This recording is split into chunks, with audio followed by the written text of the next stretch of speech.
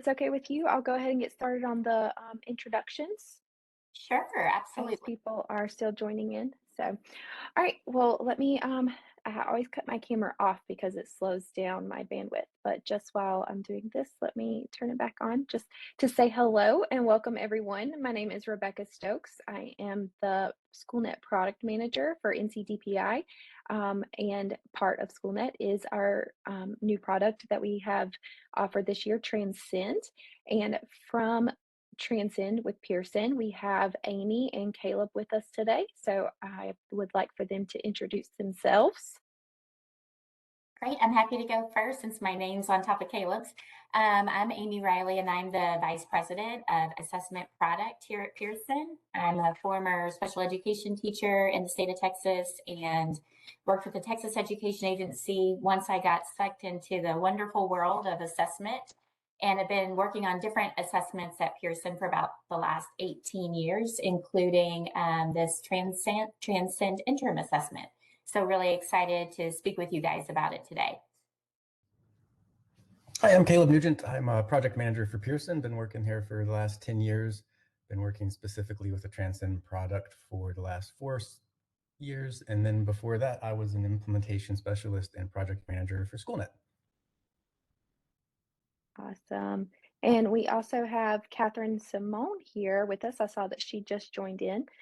She is our implementation manager for SchoolNet. Catherine, did you want to say hello?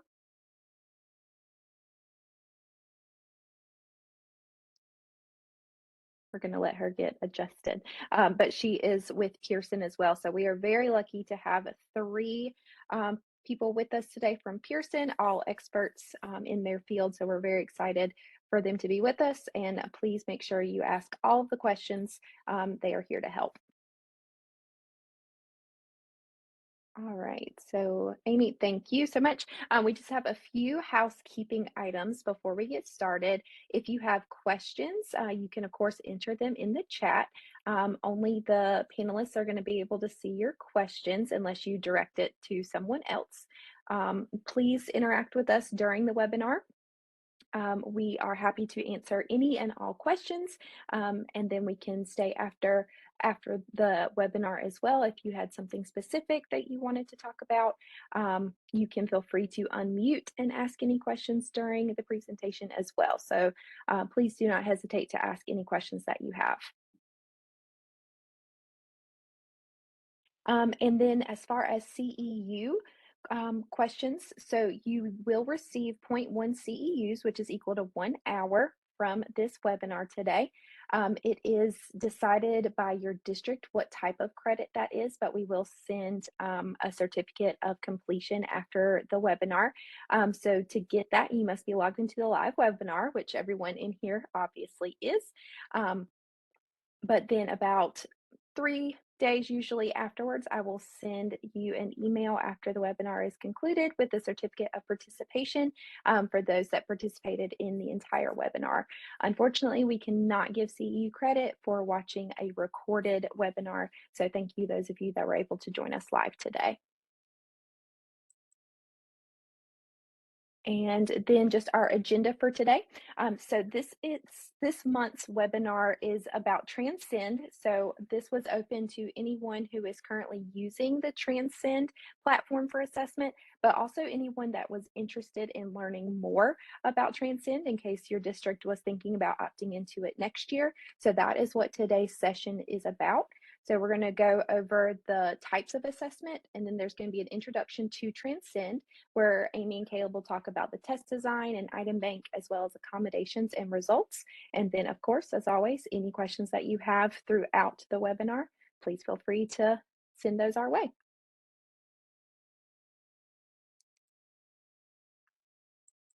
All right, so I'm going to turn it over to you, Amy.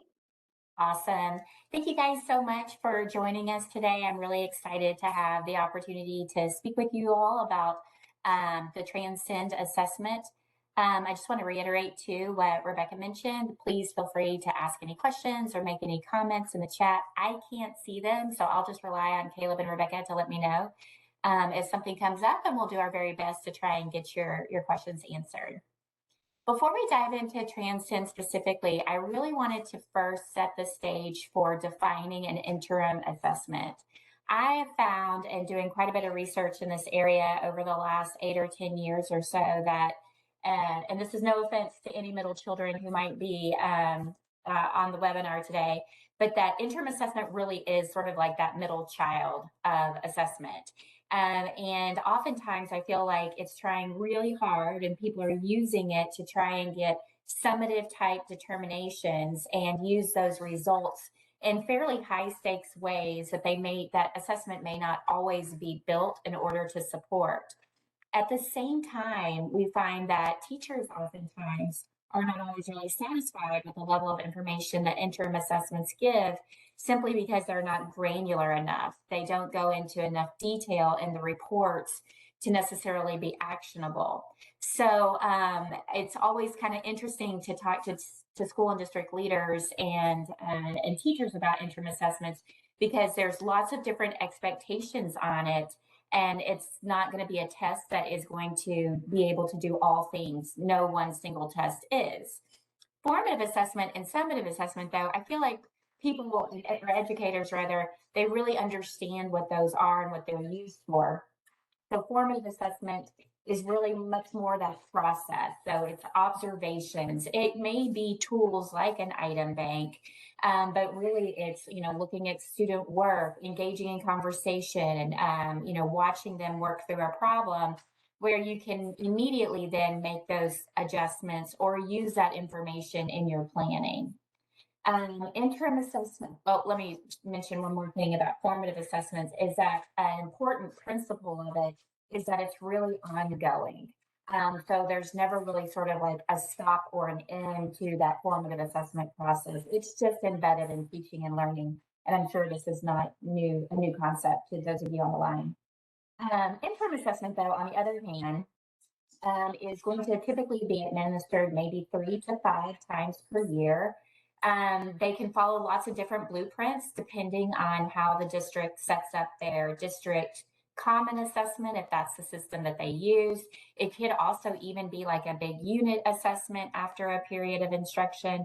It can be a commercial product. So it can just look lots of different ways, but what they're intended to be able to do is provide some information about how the student is tracking in their learning up to that particular point. The information can be used to evaluate programs. So for example, if a district has decided to implement a tutoring program, interim assessments are a great way to look and compare to see how students are maybe performing before the tutoring began, as opposed to like a midpoint check-in or after that service is completed, and then be able to compare student results in an aggregated way for those who had the tutoring program versus those who didn't. It's going to inform teaching and improve learning by virtue of the fact that it can be a great data point to discuss in PLCs, understand where teachers maybe need some additional professional development. Maybe there are certain standards that need to go back and be retaught, or there needs to be small group instruction. But I think it's really important that when we think of it in terms of informing teaching and improving learning, it's most likely going to be at that higher level. And that's, again, just because there's no way to get real specific granular information from an interim assessment unless it's very, very long. That granular information would require a certain number of items in order for it to be reliable. So you run the risk, if you provide that information, of almost like a coin toss of whether or not it's going to be good information or bad information in order to base your decisions. And then, of course, summative assessments are used for the purpose of evaluating schools and districts in particular, as well as students. A lot of states have different policies in place about student promotion, or maybe they're needing additional interventions based on their summative assessments. So that's going to be at the end of the school year to make much higher stakes decisions.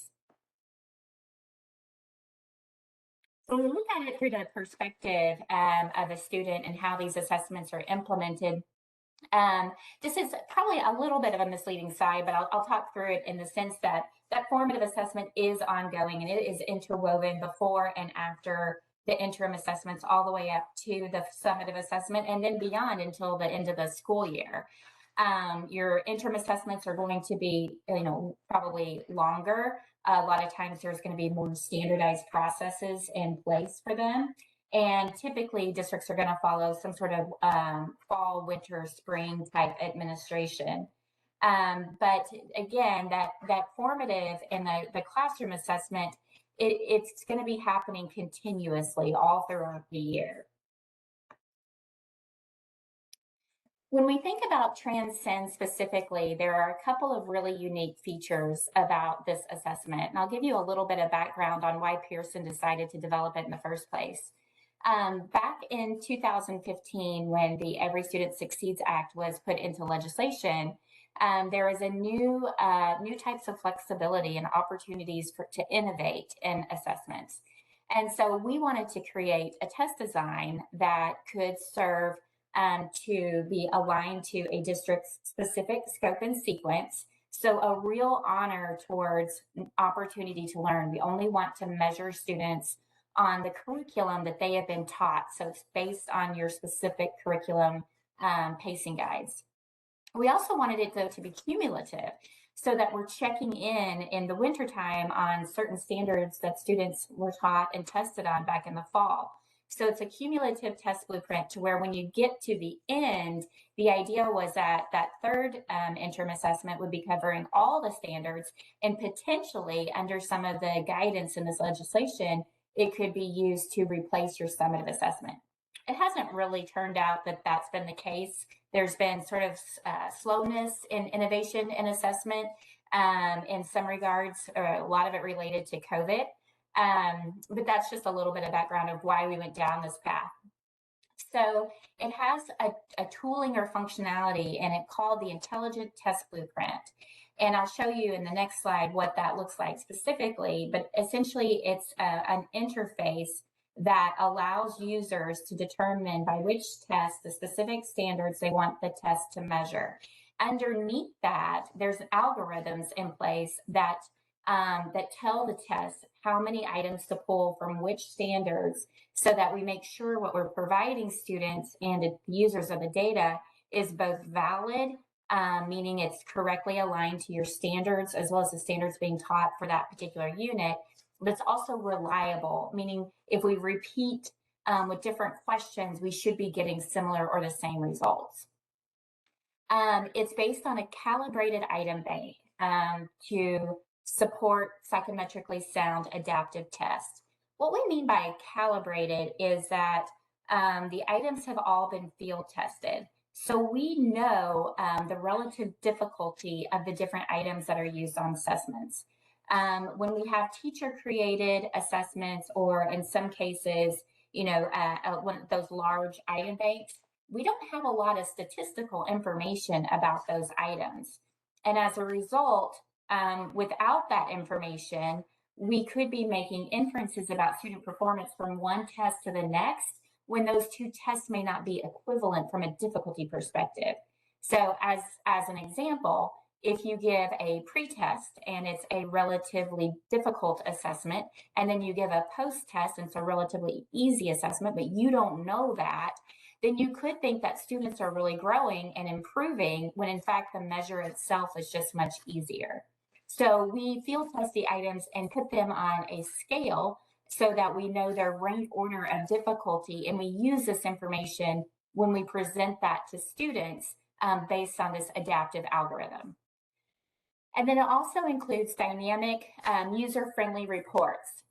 We worked with a visualization specialist actually in Germany to create the reports, and I'll show you some of their features. But what we're trying to do is think of innovative ways to convey different types of information that we hope is useful in using this information to make decisions. So this is just a screenshot of the UI for actually selecting the standards in the Intelligent Test Blueprint. So those of you who are participating, if anybody on this call is participating with Transcend, you may be familiar with this. but it allows at a district level for the specific standards in each of these domains to be selected. And then the test underneath it is only going to pull items from those standards. So for my first interim assessment, I click on the circles and it turns purple, and that's how I know that they've been selected. Users won't actually see how many items from each of these standards are going to be selected. That's all really under the hood. When I get to my next interim assessment and I'm designing it, you can hopefully see that there's a lighter shade of purple and then darker shade of purple. The darker are my new standards that I've selected. The lighter ones reflect what I've already selected on the first one. And we do that because we want to actually be able to have an underlying growth measure, even though Transcend's aligned to scope and sequence. And we typically think about growth measures as following a single blueprint 3 times a year. In this particular case, we're tapping back in and sampling some items from those previously taught standards. And that way we can understand if students have maintained their knowledge, if they've improved their knowledge, or even if they've declined in their knowledge of the parts that were taught earlier in the school year. And then the same thing happens at the third assessment, where you simply, pick up the remaining standards that were taught between winter and spring. Again, it's going to go back and sample from the previously selected items. However, in each of the cases with the second and third assessment, the majority of the test blueprint is going to focus on those newly taught standards.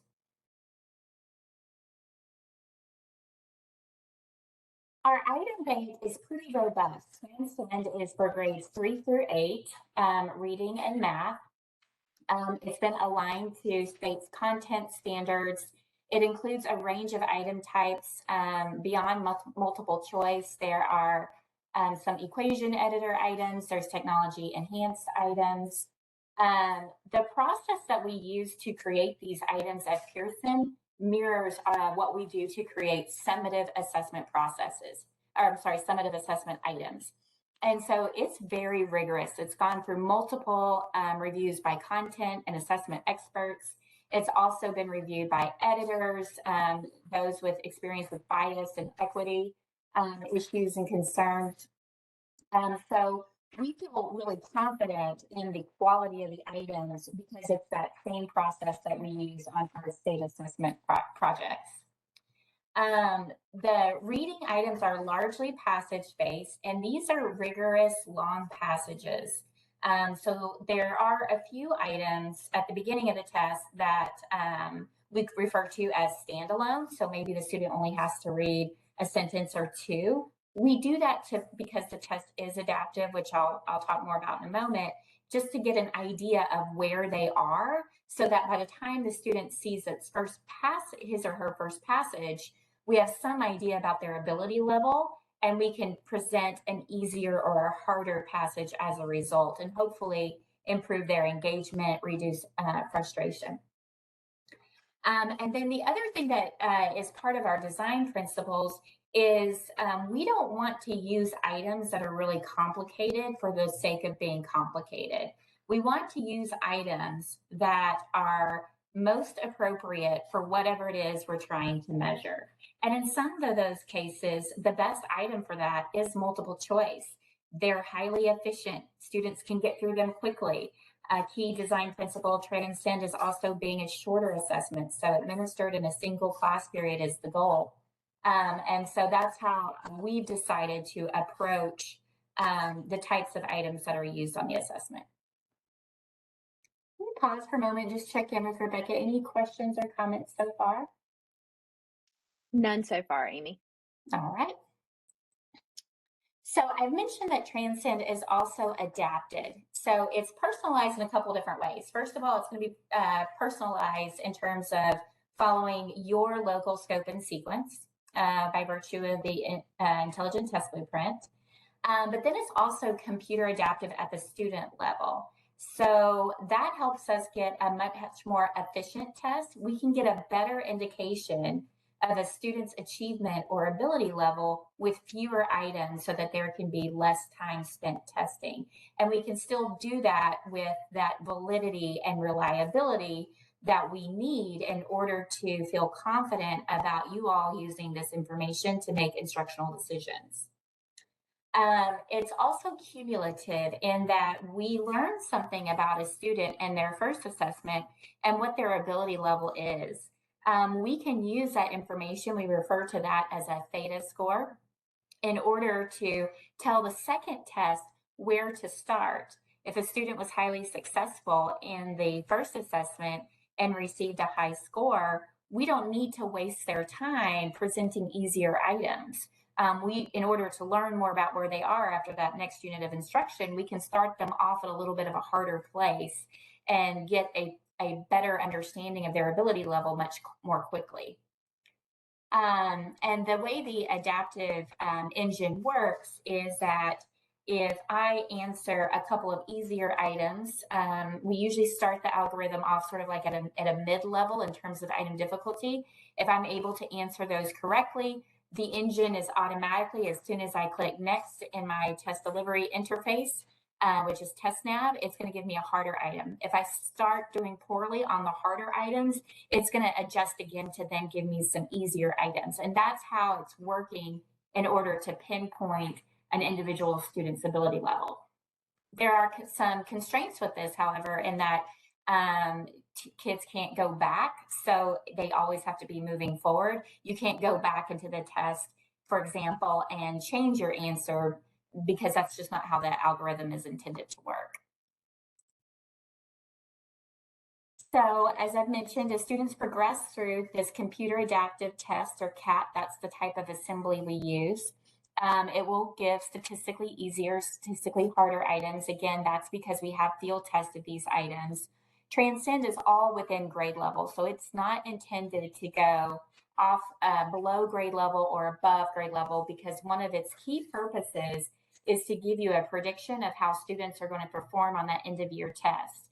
So we don't want to use off grade level items in order to do that, because that's going to confound that end of year test prediction. Students may have more than one chance to work on items from the same standard, but with different difficulty levels as they progress from interim 1 to 3. So that just means that as that cumulative design, where we're tapping back into previously assessed standards, and then the new standards that are selected, they're going to be given a range of items with different difficulty levels that are going to hone in on what their particular ability level is. We've created Transcend to have a lot of the same features as a summative assessment. So I just wanted to share with you some of the different accommodations and accessibility features that are available on these interim assessments.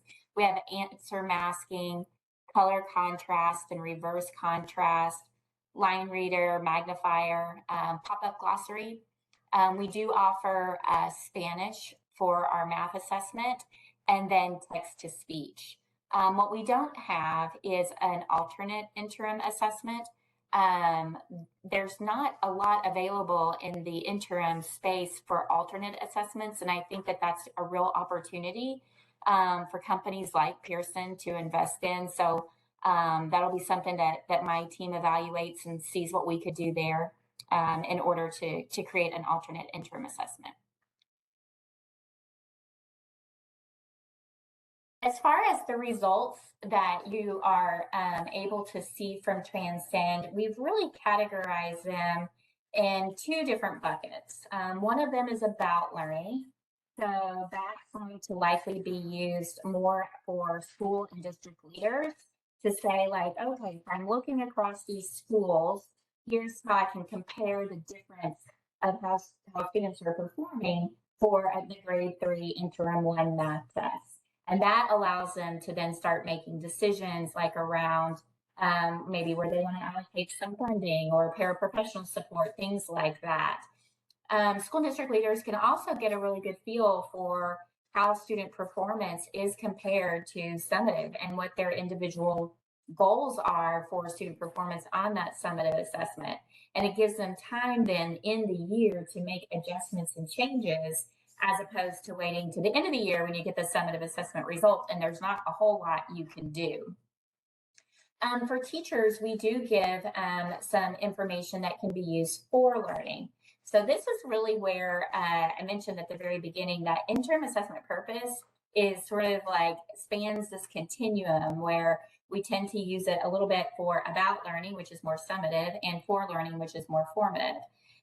But for teachers, we give information in the visualizations that indicate the variability of student performance across the class. And what that's going to do is signal, hey, I've got kids who are really all over the place. I'm going to have to make a lot of decisions about differentiated instruction or personalization versus the majority of my kids are here. So I know that I can plan maybe on more whole class instruction and that sort of thing.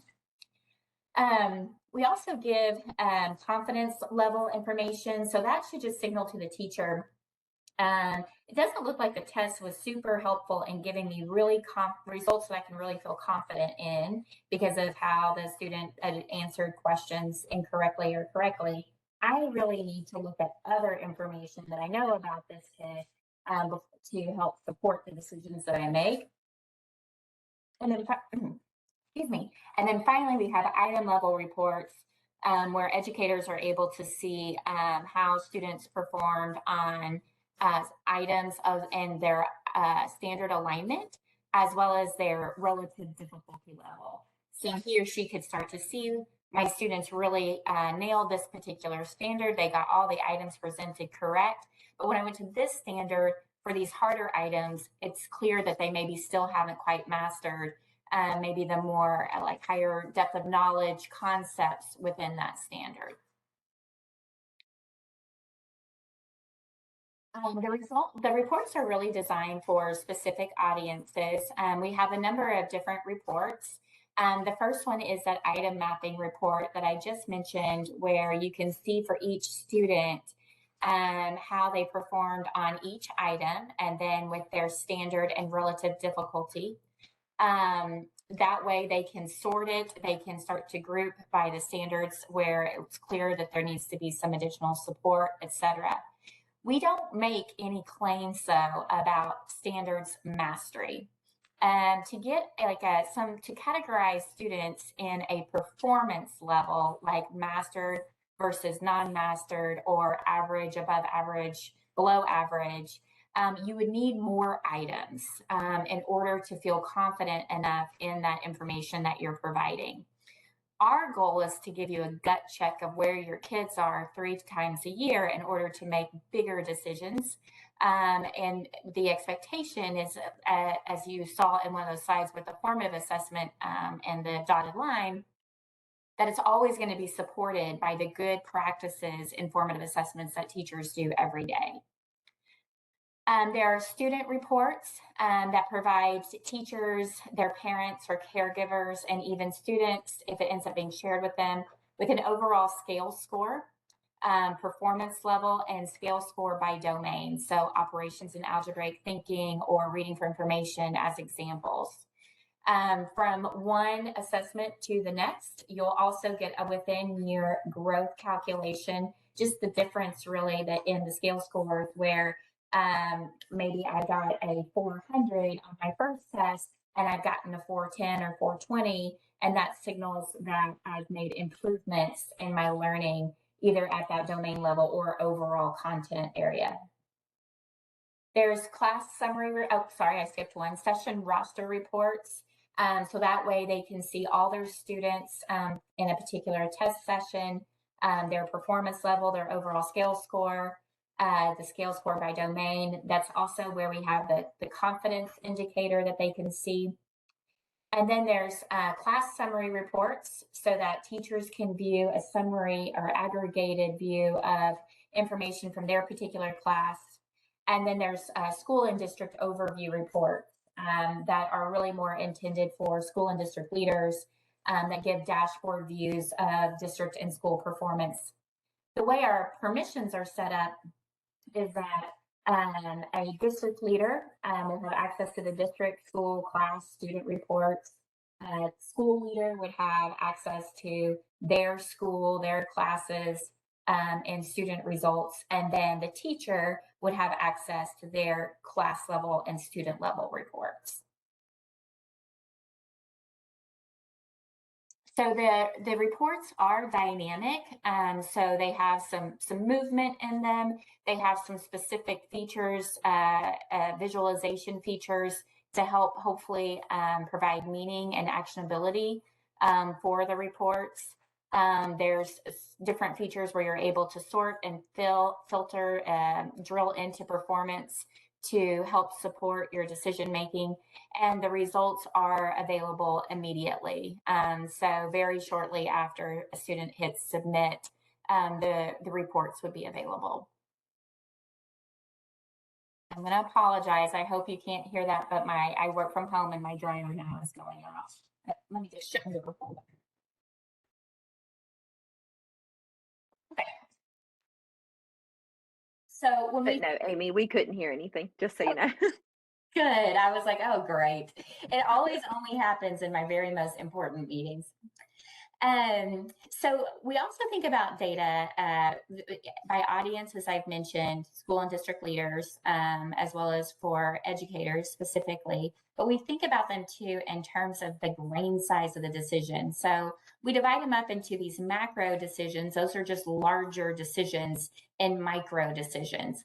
It doesn't have anything to do with the relative importance of the decision or even the stakes associated with it, but just sort of like more who's involved and kind of more of the potential impact, I suppose, that it could have. So over to the right, we have a screenshot, and all this is intended to show you all is one of the aggregated performance of students. So this might be at a school level or a district level.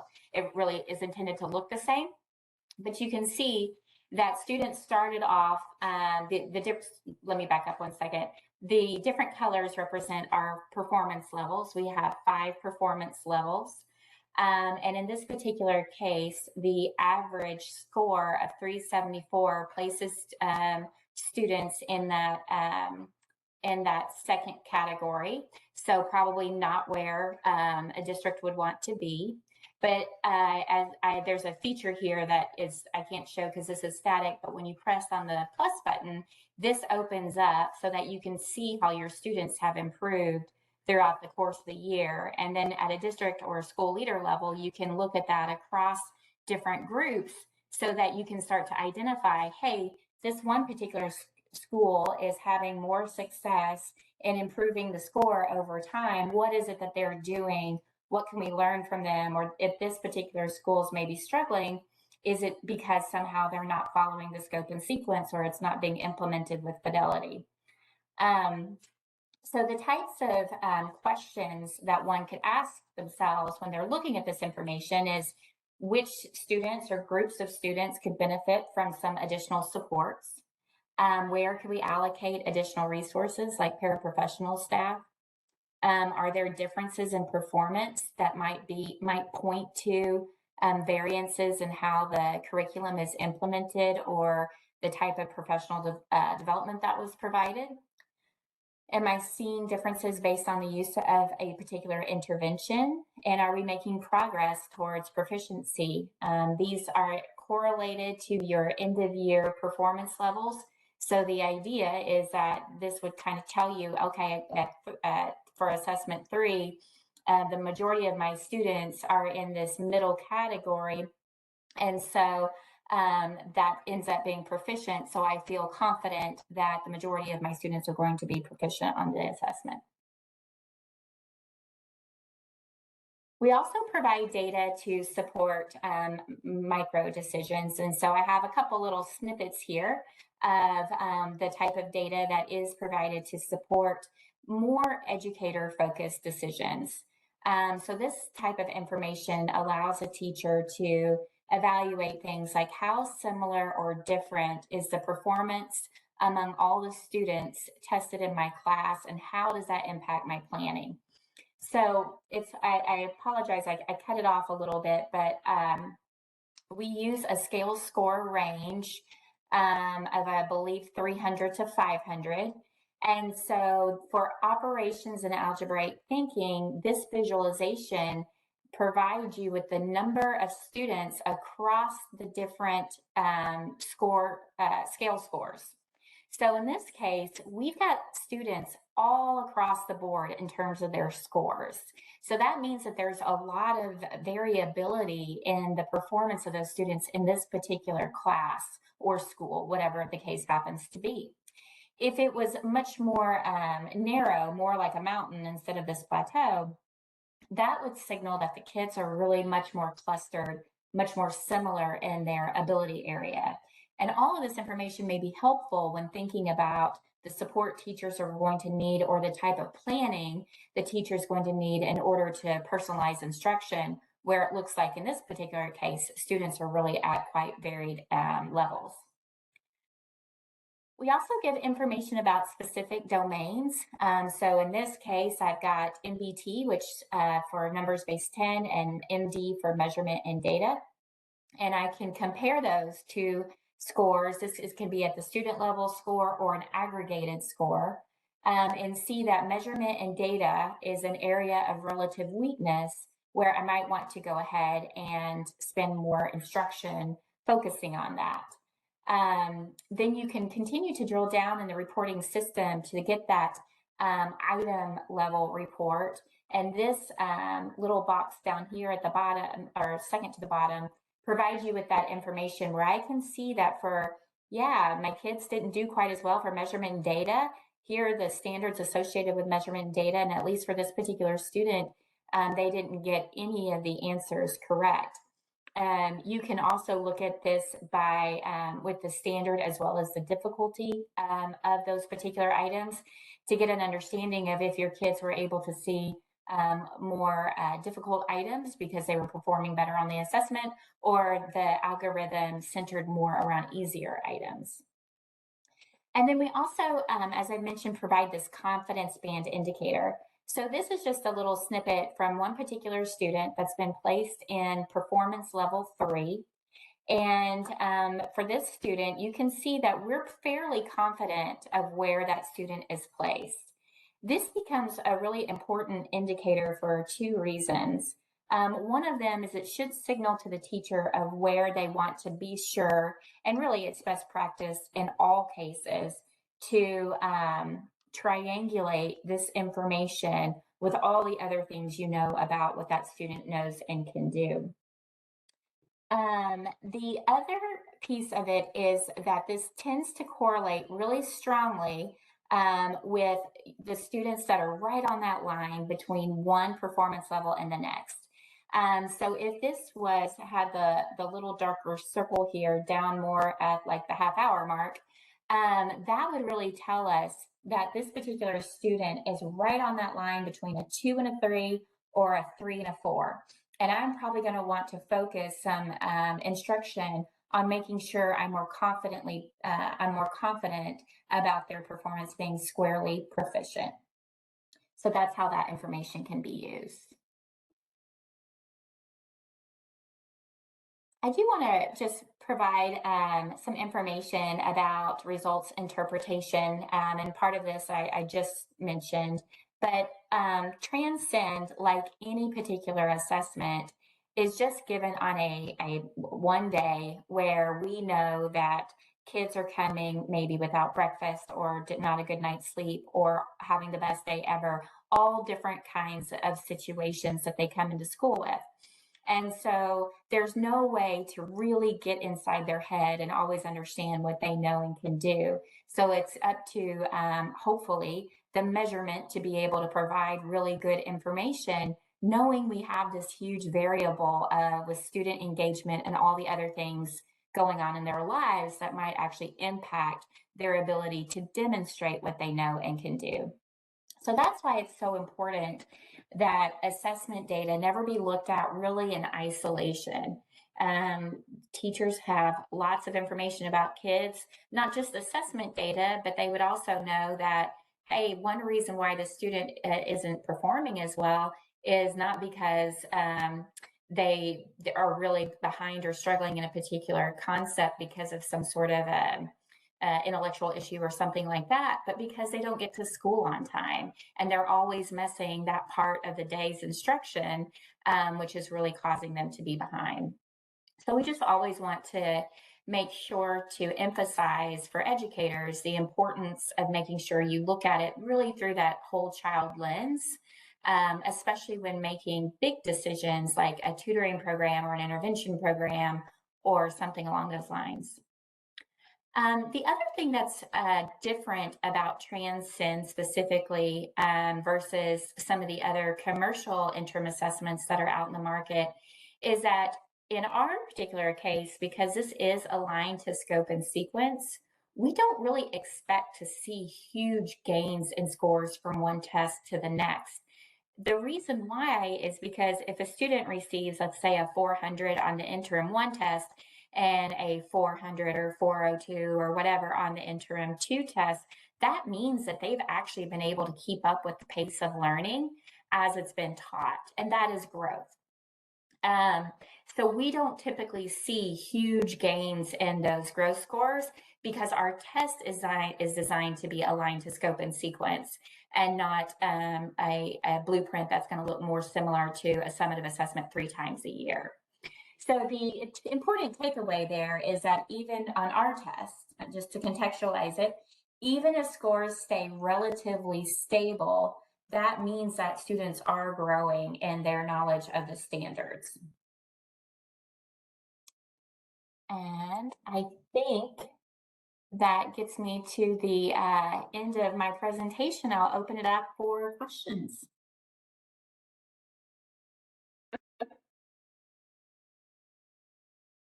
We didn't have any in the chat, but if anybody wanted to unmute and ask any questions, please feel free. And Amy, the questionnaire on the screen, that is for anyone who is currently opted into Transcend, correct? Yes, I believe so. Okay.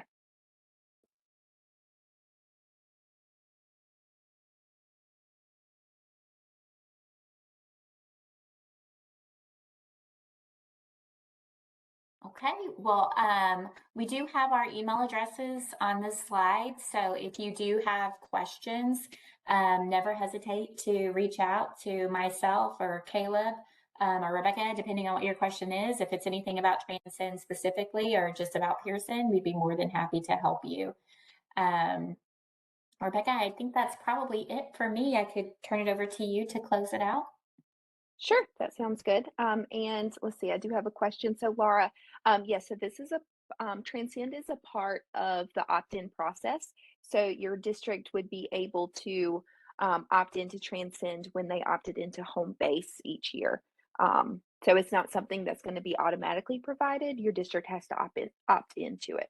Excuse me. Yeah, you are welcome. All right, so like Amy said, we are happy that you were able to join us today. We are going to be continuing our webinar series for SchoolNet next month at the beginning of January. So I will be sending out notifications of that.